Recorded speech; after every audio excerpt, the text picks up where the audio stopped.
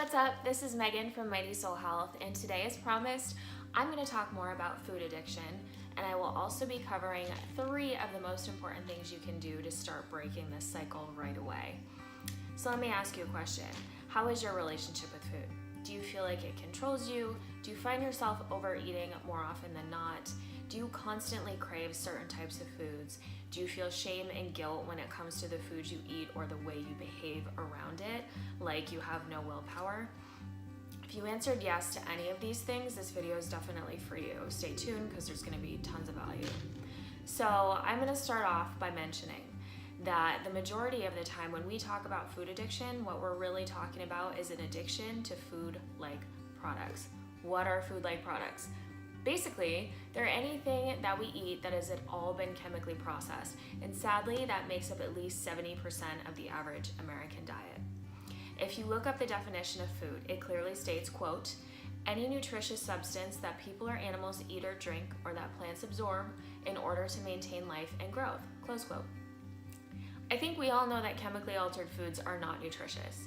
And though eating them might help us maintain life, it's only because the components in these chemicals trick the body into treating them like a food, and therefore they're processed by the body in a similar manner. With that said, since these chemicals are not natural, over time they end up causing health complications in the physical and mental realms. And what's worse about this is that the intention of the companies that are creating these products is 1,000,000% to generate money, not to help us maintain life and grow. Their mission is to find ways to produce edible products that cost little to manufacture and contain ingredients and are packaged in a way that keep us addicted. These manufacturers consider the increased dopamine response that results from highly palatable foods such as sugar, fat, and salt the bliss point. And it's their mission to try to manipulate foods to activate this response as much as possible. So that's where this whole food-like descriptor comes in. It describes foods that are manipulated specifically to create a pleasurable reaction rather than to provide nutrients and help us maintain life and grow, so we keep coming back for more. Basically, we're nothing more than science experiments to these companies. How does that make you feel? Probably pretty crappy, right? It's true. It's very important to note that food addiction is not the same as being addicted to other substances like alcohol and drugs. Food is something we need in order to survive. You can't actually be addicted to food. Food-like products, however, are another story. Go ahead and lump those right into the same category as drugs or alcohol because they're processed similarly and for the same purpose, to create a dependence and to create a means for distraction. So when you say you're addicted to food, it's probably because you're eating a lot of food-like products that create a chemical response that is similar to that of drugs or alcohol. I believe I mentioned in my last video that processed sugar like cane sugar or high fructose corn syrup that have many different names and are present in probably more foods than you realize have been shown to be 8 times more addictive than cocaine.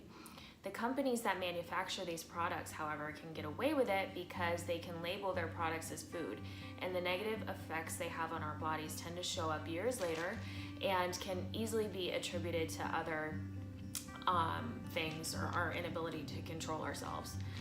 I think it's important to note here as well that low quality, chemically processed foods may make you feel full, but they leave your cells nutritionally starved.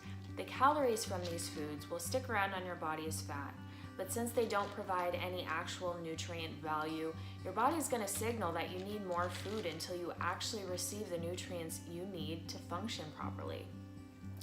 This is one of the things that contributes to overeating. If your cells aren't getting the nutrients they need, you're going to continue to get that signal for hunger. It's seriously the most vicious cycle, but when you think about how 2/3 of us in this country are overweight despite the fact that our bodies are biologically programmed to help us maintain a healthy natural weight when we eat the things that we're meant to eat, it makes sense. So the reality right now is that 70% of the products we have access to eat are crap, but it is reality, and it's not something we should feel guilty about giving into, nor is it realistic to think we can just stop after years of living a certain way. This is a collective issue. These are things we have available to us. They are products that have been a normal part of our culture for decades, and we're all just doing the best that we can do. I still eat junk food more often than I'd like to, but I've also mastered the art of practice, awareness, and patience in this space. So I'm totally cool with taking the time that I need to figure out what works best for me. This is also so much about letting go of the morality we have put on foods that suggest they are good or bad. Yes, these food-like products I'm talking about contain little to no nutrition, but if we continue to place moral value on them like that, we tend to start taking that energy onto ourselves.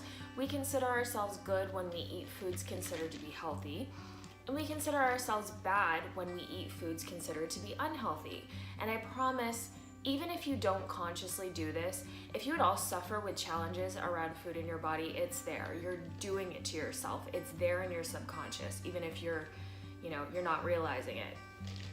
So the 3 things I would like to suggest if you feel like you struggle controlling yourself around food are, number 1, let go of the guilt. It's okay. Like I just mentioned, you are not alone in this. We're just people doing the best that we can with the tools we've been given. Unfortunately, it's too often that it's the people that hunger for power that provide these resources. Number 2, you can make a decision.